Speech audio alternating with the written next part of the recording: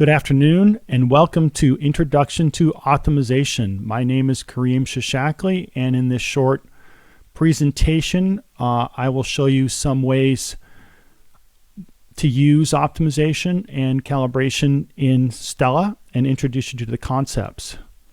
Before we start, just so that you understand, if you have any problems, you can send questions in here, this little box here.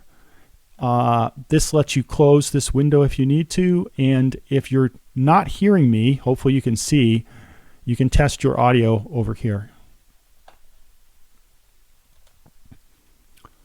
We're going to very quickly define what optimization means. We'll look at some examples that are mathematically based so that we can understand what they do. We'll look at some Stella examples, and then we'll see some common problems. During that time, we'll see some calibration also.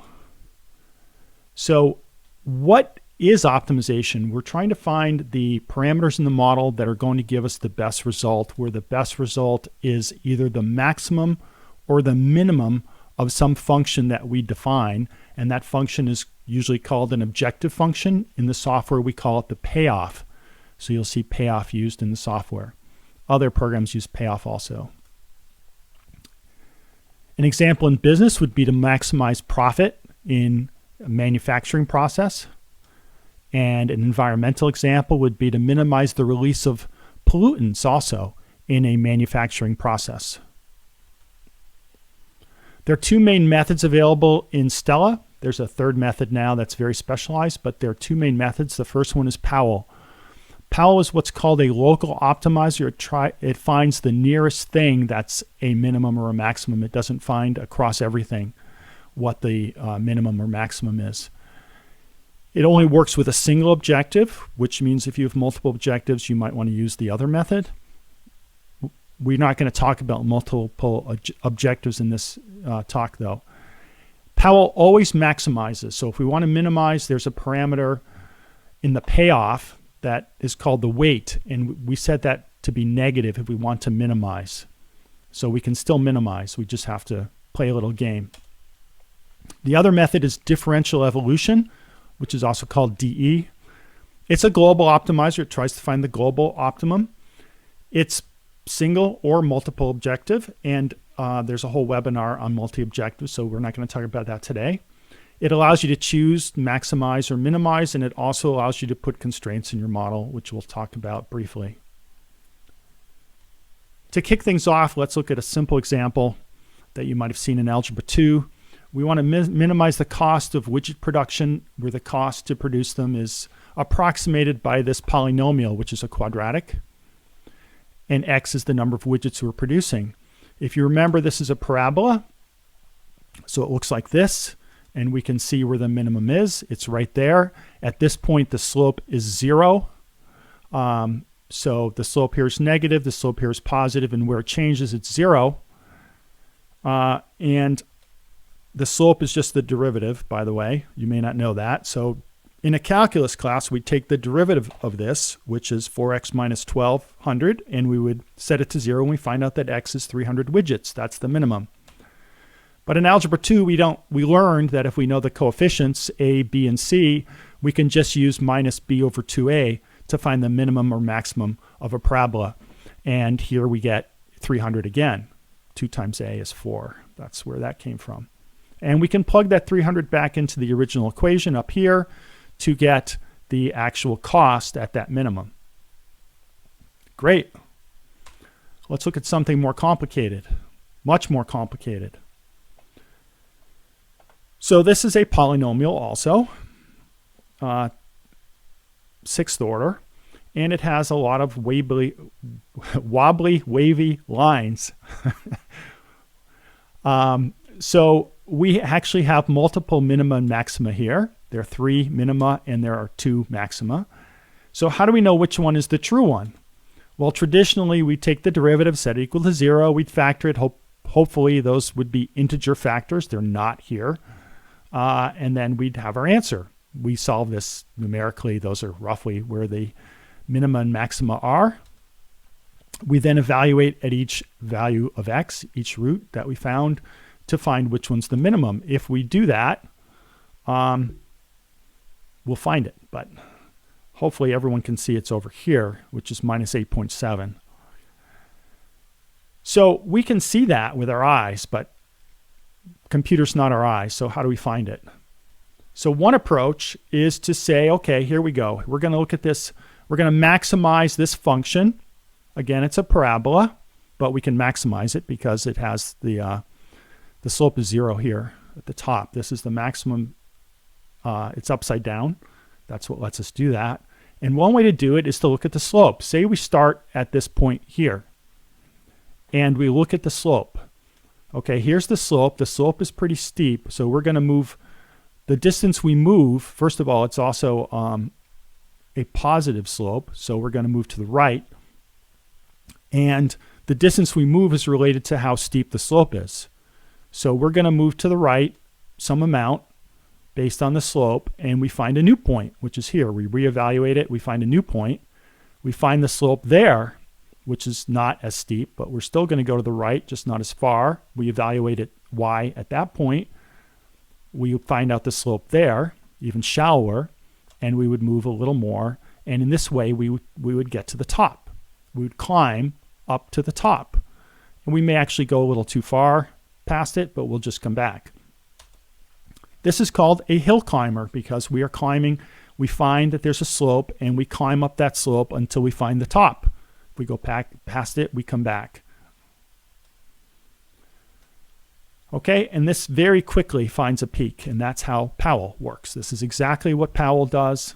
It is a hill climbing algorithm. The problem is it's going to depend on where we start. If we start here in the green region, it's going to find this minimum. If we start in the red region, it's going to find this minimum. If we start in the purple region, we'll find the true minimum, but it's this one. So that is something to keep in mind when you're using one of these. And we'll get back to that. Remember this picture because we're going to run into this when we actually look at this polynomial later, which we'll do after this short example in Stella. So let's say we want to have 100 people on our trained staff, which are here, and we need to hire enough to get there and to retain them. So these are how many people we're going to hire. This is how long it's going to take to hire. We're going to divide those to get how many we're hiring. We're going to start hiring 0 because we don't know what this is yet. And that will give us our new staff. They have to go through training for 2 months. We divide. It's a draining process. And we have our trained staff, and they will leave at some point. They have an average time they stay. Staff divided by that average time. That's another draining process. And we will rehire the number of people who leave by adding that to hires for growth over time to hire. We start off with 100 people total, but we don't have 100 trained staff. So the question is, what should this be? What should hires for growth be? Well, let's just run the model and see what happens. Here's 0, where we started. If we set it to 1, it starts to climb, doesn't quite get to our goal. Our goal is right here in the middle at 100. If we set it to 2, we go past our goal. Still takes a while. 3 goes past our goal. In fact, it should be pretty clear that we cannot set it to a constant. That's not going to work. We have to vary it over time for this to work. We could modify our model to have feedback, and then it could automatically adjust, and that would be great. Except we're trying to learn about optimization, so we're going to use an optimizer to find what that should be. What we're going to do is we're going to look at this fraction of desired staff. That's going to tell us whether or not we've reached our goal. And that you would think would be staff divided by the desired trained staff. And that is true sometimes, but at other times it's the other way around. And we'll explore why in the next slide. And our hires for growth will be set to, we're going to have a monthly hiring in this array. And so we calculate, because time starts at 0, for every month, we don't care about fractions of months.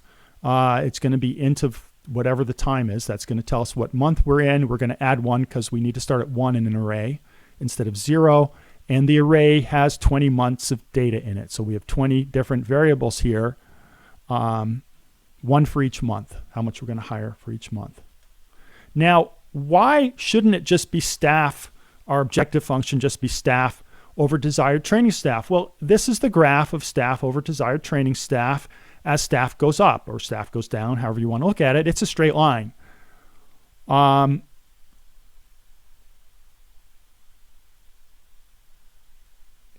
The problem is, if you look at this, there's no minimum, there's no maximum. How do we know? This is our objective function. It's not a very good objective function because there's no minimum or maximum. We're not going to be able to solve this. So by using that if statement, it looks like this instead. We now have a peak. This is our maximum. This is our desired value of staff, the ratio of staff to desired trained staff. It should be 1 to 1. So as we approach it, it peaks at 1. If we go past it, we'll come back the other way. So let's look at the software quickly. In the software, here's the model. You just saw the model. We have the model settings on the side. And the third tab over is called Model Analysis Tools. And when you come in here, it's initially set to sensitivity. But then we have two things, payoff and optimization. These two allow us to set up the optimization. The payoff defines our objective function, and the optimization sets up the parameters for optimizing. So here's the payoff, and I'll just go back to show you the only things I changed in here is I set the objective function to be fraction of desired staff by pressing this plus. And instead of final value, which is the default here, I chose entire run, which we'll talk about a little later. Those are the only things I changed here. And then on the optimization tab, the only things I changed here were to select the payoff definition because it's normally none. And I added this variable and set the maximum value, which we'll show on the slide. So that's all I did. I set the payoff. A lot of stuff here, but I didn't have to do much to make this work. And then I added the parameter I'm going to change. This is 20 values of how many people I'm going to hire and what the range will be. This was 0 to 1 by default, but I want to be able to hire up to 10 a month, which is quite a bit, isn't it? May not be able to do that. We could set that lower. So that's my optimization setup. And once it's set up properly, it says active here, and it says I can run it, and O-run appears over here. And I do an O-run. And the log pops up. We'll go back to the log in a second. But notice our staff, which are in blue, went up to 100 and they're staying there. And our fraction of desired staff goes to 1 and stays there because that's our objective function. New staff starts, is a little more bumpy, ends a little higher than where it started. In the log, we have what our method that we're using and the parameters to that method, which we already did. Our payoff that we're using, it's set up to be an optimization, and the time range is the entire run, and then our parameters that we're changing and the ranges over which they're changing, which we already know, and then finally down here we have our results. So we started at whatever value was here, they were all zeros, and after 667 runs, Powell found this solution to hire 10 people the first month, the second month, third month, and then drop that to 3.38 the fourth month, and then it's 0 all the way out to the end. Okay? And we have the payoff value, so we can compare different payoff values ourselves if we want to.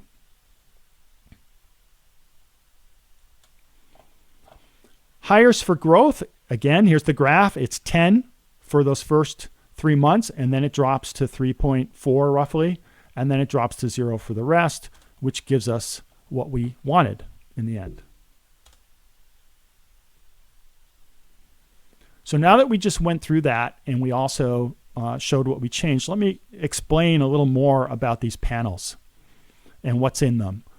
The first thing at the top is the name of the payoff. You can have multiple payoffs defined, so you can name them so you can keep track of them. You also have to pick them in the optimization tab, so they need a name. The next thing, you need to choose whether you're going to optimize or you're going to calibrate. Now, by the way, these are both doing optimizations, but the parameters for calibration are a little different down here. We'll see those in an example later. But other than that, everything else is the same. I select which variable are in the payoff definition or in the objective function here. We're just using one for now. but we could have more than one. And we can, if we have more than one here, we set the relative weight. So if say I had 2, I could set them both to 0.5. And remember, you can also set this to -1 for Powell if we want to minimize. The default here is final value. We want to evaluate the run at the end, the very end, and then pick the best value at the end. But we want to know what's best in this particular one. We want to know what's best across the entire run. So if we look at what's happening at every time step, I want the best across everything, not just at the very end. And that's what entire run will do. You can also specify a time that you want it to be better, or a time period that's different than those. On the optimization tab, we have the name again, because you can have multiple of these defined. Again, you can create several different optimizations to try. The method is chosen here with a pop-up. We chose Powell for this case, and the parameters here are for Powell. This is optional. If we think we have multiple local optima, we can restart in random places and run it several times to try to find the best solution. We have to choose a payoff definition. This defaults to none. And we have some parameters for Powell. This is the amount of a change that is considered significant. In other words, it's when it converges and it stops. This is how much to change the parameters when you start. So using 1 here, but if your parameters go from 0.01 to 0.02, that's probably a bad initial step. You probably want to use like 0.0001. Lost my O's there. 0.001, I think. And then this is a limit on how many simulations it'll run before it gives up because it hasn't converged. Converged means it's found the maximum or minimum. In Powell, the maximum. Always the maximum in Powell. So again, it can find the minimum by using a negative weight. It just flips everything around. And then here we have the parameters that we're going to have it change during the optimization. Okay. There are 20 of them here represented. And then these are the parameter ranges that we're going to optimize over. So the default is 0 to 1, but I set it to 0 to 10, so that means we could hire up to 10 people per month. May want to set that smaller, may think that's too aggressive, and see what happens. And if we have parameters, multiple parameters here that are different scales, then we will set a scaling to try to get them in the same range, same order of magnitude. Okay, so let's look at minimizing that polynomial that we just looked at, that crazy polynomial in Stella. So it has 3 minima, as we recall, and the actual minimum is at minus 8.7. So let's try Powell for this. This should be set up correctly. Let's just check very quickly. Okay, our payoff is on the function. The function is the same function we had in the slide.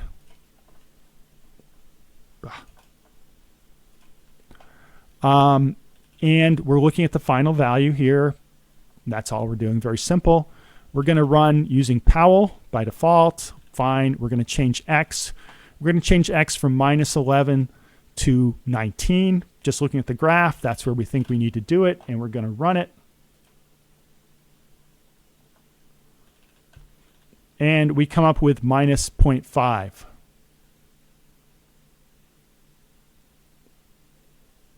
Okay, so we'll go back. Minus 0.5 isn't the right answer. I hope you guys know that. I'm going to go play a little trick here just so that we can see different runs. So I'm going to force it to run 5 times. And it gets minus 0.5 the first time. It gets 6.2 the second time. It gets minus 0.5 the third time. It gets minus 0.5 the next time. Minus 0.5 again. Minus 0.5 again. The best payoff, the largest number here, is minus 41,907, right? Anyway, that's what it picked. We also know that's not the global minimum. So let's go back and we get a different solution for each run because it's a local optimizer. It's trying to find local minima, not the maximum. So it depends where we start. If you remember, And additional starts allows us to start in different places. So I actually use that to make it run 5 times. That's not enough to find the global. So if I go back in here, wherever it is, so additional starts by default is set to none. I can choose that starts from a file, or I can choose randomized starts and how many. I'll choose 10 because 5 we just saw wasn't enough. And we'll run that again. And when we run it again, we get a bunch of different results. It finally does find the real one here.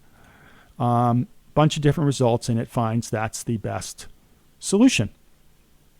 And that's what it reports after all that time that we spent. Okay, so that's what happens with Powell. Now let's try DE. Okay, let's go back. Let's reset everything. Let's close our log. And let's go into optimization. The only thing we need to change to go to DE, I mean, we don't need to do this, but I'll do that to turn it off in case we come back, is I go down here and I pick under optimization method. It's Powell. Grid is just an exhaustive search. You're not going to use that. Discrete is the specialized one I told you about. And differential evolution. We're going to pick differential evolution. Okay. So differential evolution, I don't really need to change anything here either. I have the same parameter setup I did before. I do want it to run longer, and we'll explain what this means later, but I'm going to make it run longer. And I will run it now. And we get the right answer right away. So that's the global. The global minimum is at minus 8.7, 68, 69, whatever. And so we found that DE found the answer because it's a global optimizer.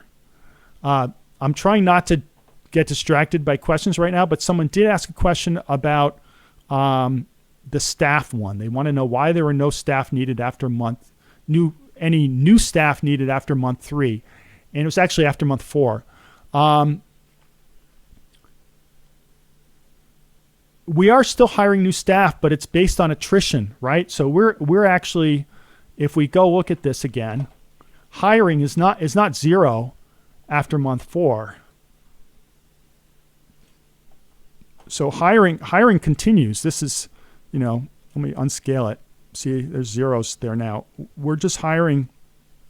These are additional hires to get us up to 100 here, okay, which is our goal, is to get to 100 here. So these are additional hires to get us. That's all that's going on here. These are additional hires, but we're still hiring to keep it at 100.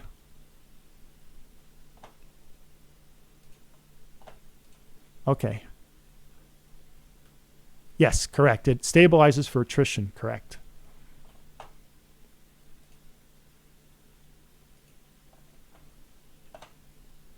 Okay, so let's look at the optimization settings that I just glossed over for DE, just quickly so you'll know what they are. The name is the same as it was. I had to pick the method. This is how often I report a result in the log. Okay, so without going into too many details about how differential evolution works, I will explain, because we have a whole webinar on that. It's an evolutionary algorithm, which means it works on a population of solutions. That just means a bunch of solutions. We have a bunch of solutions, and then every generation we change those solutions, and we pick the best ones to continue for the next generation. So if you have a lot of generations, you'd want to change this so it doesn't like put 30,000 reports in the log as it goes along. Here you select the payoff specifications to use. You can use more than one because it's multi-objective. But we're only using one. And then the options for how we're going to use that objective function. Are we trying to maximize it, minimize it, or is it a constraint? This variable needs to be less than or equal to 0 or less than 0. There are a number of parameters for DE. Rand and bin, these are the mutation and crossover type. Tell us what kind of DE method to use. There's a lot about this in the documentation, and again in that other webinar. We're not going to go into that. In most cases, the defaults are just fine. The number of generations or the maximum, if you set the tolerance, are set here. I wanted to run more, so I set this to 20 before. And the size of the number of solutions that you're keeping each time, you got to play with these sometimes. Depends what you're trying to do to get a reasonable value. If you want to complete early without, like you could set generations to some huge number and end early if you're close within a tolerance, then you can do that here. Okay, scaling factor and crossover probability you do want to think about.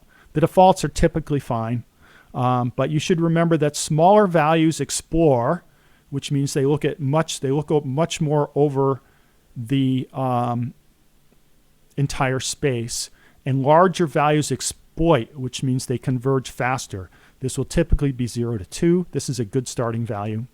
And the opposite is true for the crossover probability. Smaller values will exploit, in other words, converge faster.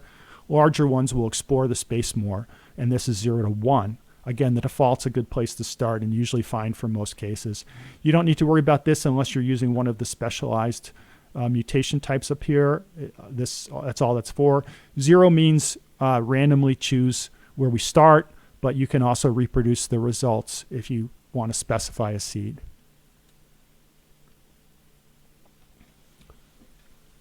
Right here, we have the range again, but we can also specify an increment. So if I set this to 1, it will restrict this to integers. If I set it to 0.1, it'll restrict it to tenths, right? So if you need to use discrete values, you can use that. Okay, so let's look at some other examples. You might get this error message. Warning, the optimization process did not converge. Too many steps or an ill-defined payoff surface. So we reached max steps is what happened there. So let's look at a quick calibration example. Again, I want to point out to everyone how little I'm changing in the defaults to make anything work. So before we do that, let's just run this, and you can see this is the model's results for infected, and this is the data from New York from the Hong Kong flu. And we want to calibrate this to data, which is here. So if we go under the payoff, I've chosen calibration now instead of optimization. By default, it now has this use simplified payoff specifications, which means you don't need to do anything more. And you can probably use that for everything from now on, right? But, well, maybe not. Maybe not everything.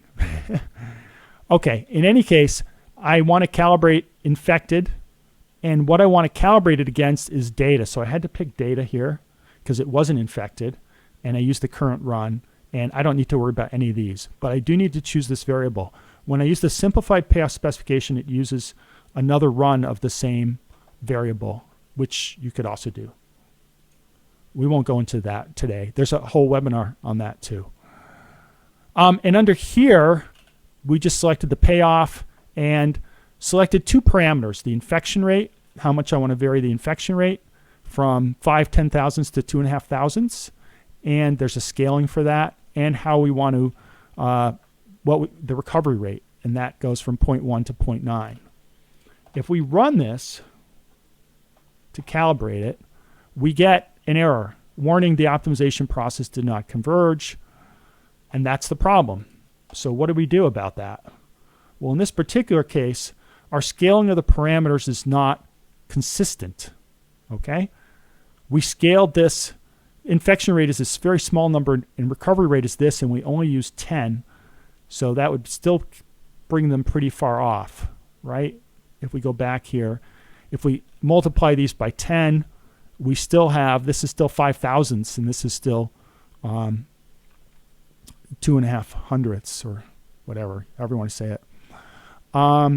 So if we increase to 100, this one is now 0.25, and that's in the scale, it's in the range of this again, and now it's going to work. And that's the calibration, successful calibration. It worked, there's no error. So that's one problem you may run into with Powell. That's only with Powell where you have scaling issues. Another problem you may run into is you may get a different solution for every run because you might have multiple local optima. So you can use additional starts or you can use DE. So we're going to look at this resentment model over here. And I'm going to, did I set this up? I set this up. I just want to do this to show that we get different answers every time. So this pass gave these two values, this pass gave these two values, this pass gave these two values. You can see they're different, not every time, but they're often different. The payoffs are different, but what we found was different also. We don't need to understand the model in this case. And the problem is our payoff function is actually ill-behaved in this case, and we need to go fix it. What was our payoff function? Let's go back and find that. So if we set this up, we should already know. Again, not very much was done here. Our payoff function is this discrete resentment thing, and we set the weight to -1 because we want to minimize resentment. And I also set it to a time period because the entire run didn't really work. So I just had to play around there.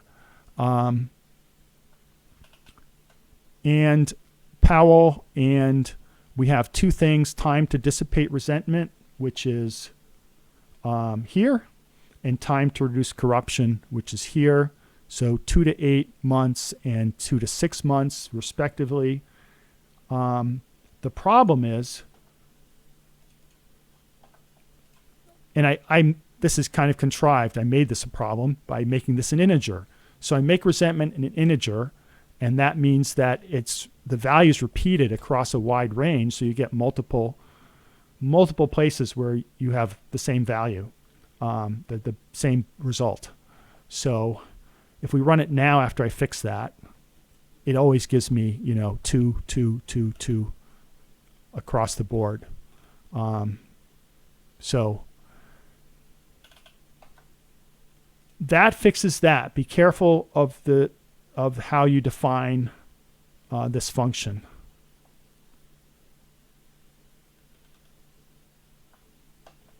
Okay, and by the way, I picked this later range because I wanted, the numbers are small here, and I wanted the best convergence here. If I included these, they get overwhelmed. That's the only reason, but you'd have to play with that. That's not something I can say. So there's a question about resentment effect on resentment. This is how resentment feeds back on itself. It's a reinforcing loop. We're not really talking about this model, but presumably the more resentment there is around, the more people are talking and complaining, and the more resentment there will be, which is all that function is trying to do. So in this case, we had to change the objective function to be continuous.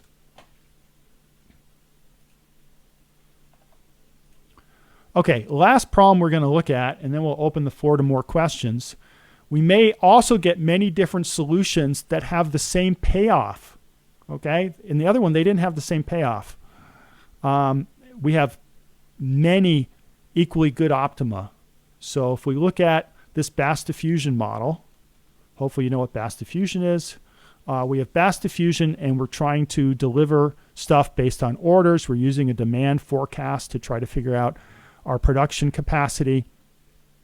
A little complicated, but nevertheless, we're trying to reduce. If we look at our optimization, we look at the payoff, we're trying to minimize delivery delay at the end. And notice it's negative again because we're trying to minimize. And we're gonna start with Powell. No, we're gonna start with DE in this case, so it doesn't matter. But in DE, if we set that to minus, we have to still maximize. We need to remember to maximize. Since I'm going back and forth between DE and Powell, in this case, I'm not playing with this. I'm just leaving this at maximize so they're consistent. You wouldn't normally do that, but in this case, I know I'm going to try each. In any case, I'm going to maximize. I'm going to minimize my delivery delay. I just increased the number of generations here. I just doubled it because 10's not very many.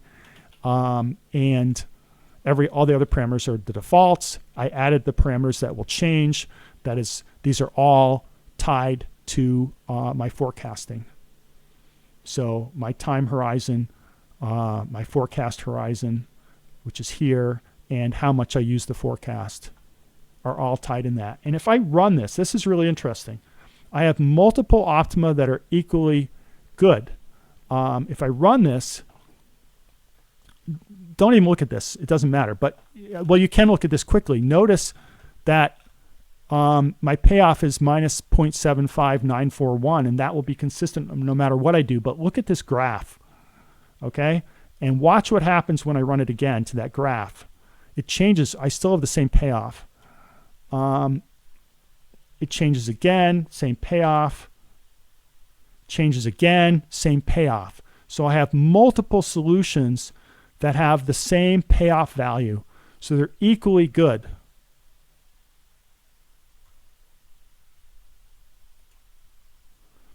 So the problem is my objective function is not constrained enough. It is not differentiating between these different results. So I need to do something to fix that. And there are several things I could do. But what I am going to do, if I go look at this again, remember I was looking at the final value. So let's look across the entire run instead and see if that changes, because you'll notice the behavior across the run is very different in each one of those cases. So let's see if we can make it be more consistent now. And yes, we can. Notice the payoff is larger because it's integrated across the run. If I run this several times, I will get the same result every time. And I can do it in DE. Powell will also give me the right result if we go back. The reason I didn't start this in Powell is it's harder to see all those different graphs. It's much easier to make it happen here. So if I go back to Powell, I can turn this off. I don't need this. All the parameters are the same, and run it again. I get the same results. Okay? So those are the things I wanted to show you, both how to use this, how easy it is to set up, what it really means, and the problems you're likely to run into. There are a bunch of additional resources. In particular, there's the documentation. Documentation is pretty rich in describing these methods and how to use them. But we also have 2 earlier webinars. Bob Eberlein did this one on optimization, and he includes some calibration in there. And he uses Powell and goes in great depth into it. And in multi-objective optimization, I go into DE in great depth here and explain multi-objective optimization. So this is just to help you get started before you go into those. And I'll open the floor for any questions.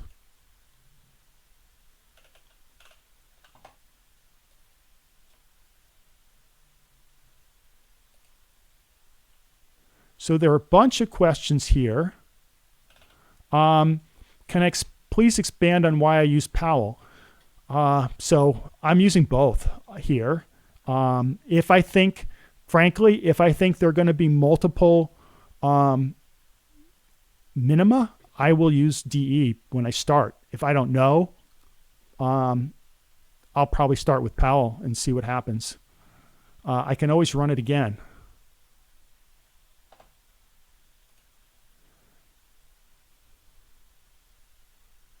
So for more complex optimization functions, is there a rule of thumb for deciding how many additional starts or generations are necessary for comprehensive exploration?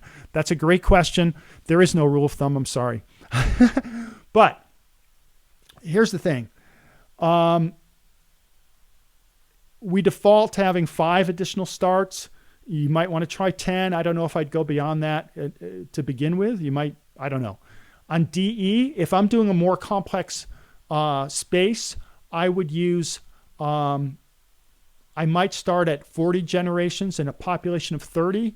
And if I don't feel like it's converging, because you can see it gives you feedback in the log about how it's converging. If it doesn't seem like it's converged enough for you, then you can increase the number of generations to 60 or 100 and see where it goes.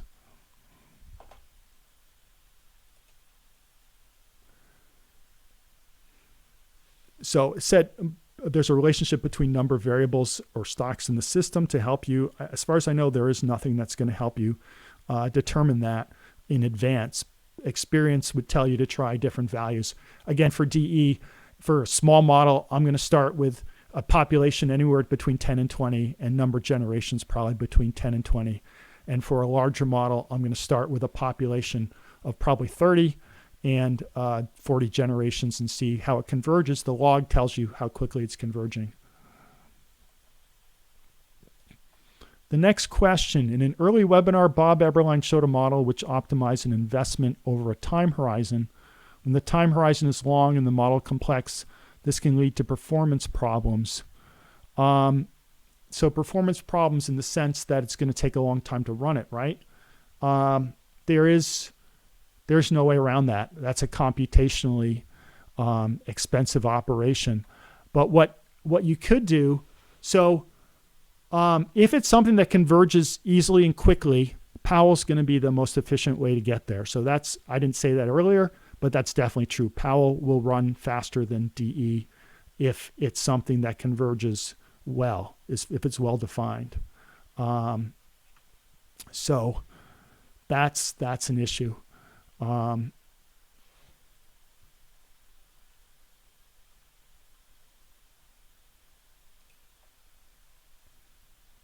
So another question, is there a rule of thumb regarding choice of optimization method and choice of DT and integration method? So first of all, your choice of DT and integration method should be unrelated to your optimization. You should choose those based on the regular rules around system dynamics. Okay, your DT needs to be small enough that you are not having sampling errors and not so small that you add numerical errors. Your integration method has to be appropriate for the type of thing that you're integrating. If you're integrating, for example, a continuous exponential, you need to use a Runge-Kutta, but for a lot of things you can use Euler. So that choice is not going to change based on optimization. And then choice of optimization, again, is going to be based on whether or not you think there's a clear minimum that can be found quickly. The Powell's going to be the choice there. And if I'm just doing a quick, let's see what this does, I will run Powell first. And if I get results that I don't like, I'll run DE. If it's something I know, I'm going to do multi-objective optimization, or I know Powell might have problems with it because there might be multiple optima, I will use DE to start.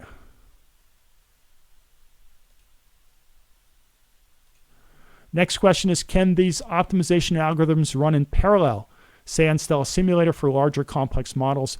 That's a great question. We talked about doing that, and I don't believe it's doing it right now. I don't believe it's in there at this point in Stella Simulator, but that is a future direction.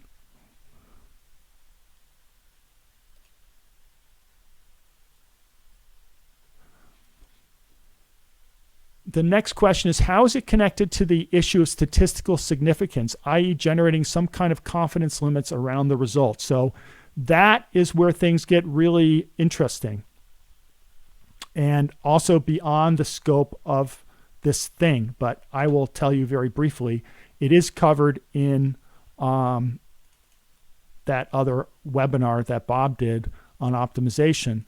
But you have options here to for example, compute confidence bounds here. And you also have options to do sensitivity on it. So you can optimize across sensitivity or do sensitivity across optimization, which is way beyond the scope of what we can talk about today. That's a very advanced topic. But confidence bounds you can put in.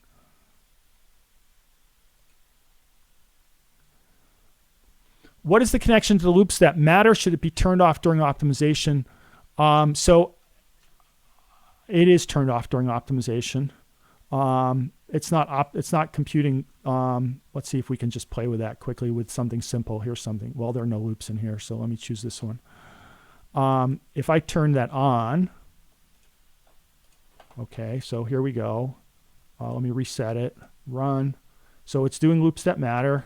We should be able to see that over here. No feedback loops. Well, wow, I really killed all of them. Wow, I guess I did. Doesn't matter. So when I do the O run, it's not doing them, but when it's done, it does do one at the end. That's better.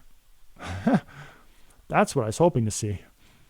Okay, so as it's calculating it, it's not doing it. There are, however, we're getting to very advanced topics. I believe you can optimize the loop score, and if you do that, then it's going to have to do it each time.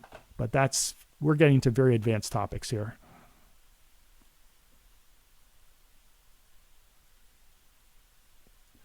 So the question said, calibrating against the data from a previous run, outside of optimization, is there a way to reference this previous data such that you could calculate percentage change between runs? You can calculate the percentage change between, here's the calibration example. I can calculate, there's several things on our blog that talk about how to do this on blog.icsystems.com. You can calculate yourself the differences between the data, and the data, in this case, I just brought it into a graphical function. I just imported it, but you can also import it in the data manager. But if you want to use it in an equation, you should do it this way. If you want to do your own calculations, I can calculate the differences and square them myself if I want to. I believe that's what you're asking me.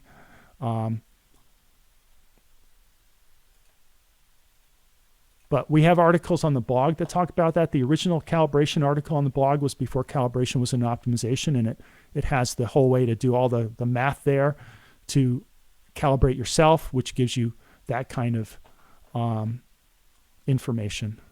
So what should be the run length, 20, 40, or 100 iterations?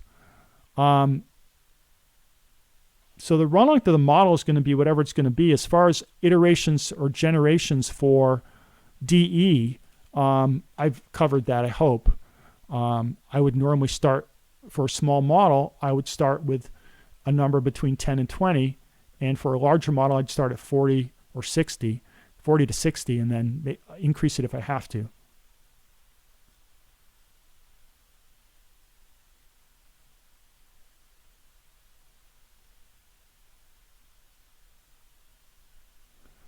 So there's a question about making the models and some teaching notes available for educators. Yes, that would be fine. And there's a question about modeling that, I'm sorry, you can contact us. Usually people just write to support at icsystems.com, but you can also write to the practice at icsystems.com for help with modeling. There are also resources on our website. I said, if we go back to the slides, I said you can go here to resources webinars. There are other things under resources that help with that.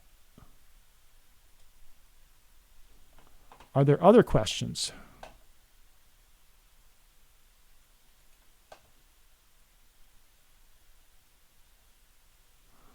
Okay, well, thank you for joining me. I hope that was informative. I hope I didn't go too fast for anyone. The goal was to try to bring it down a little bit down to earth if we could. It is a difficult and complex topic, but again, there's very little to actually practically use it. There's very little you need to do to use it, to make it work. There is one last question.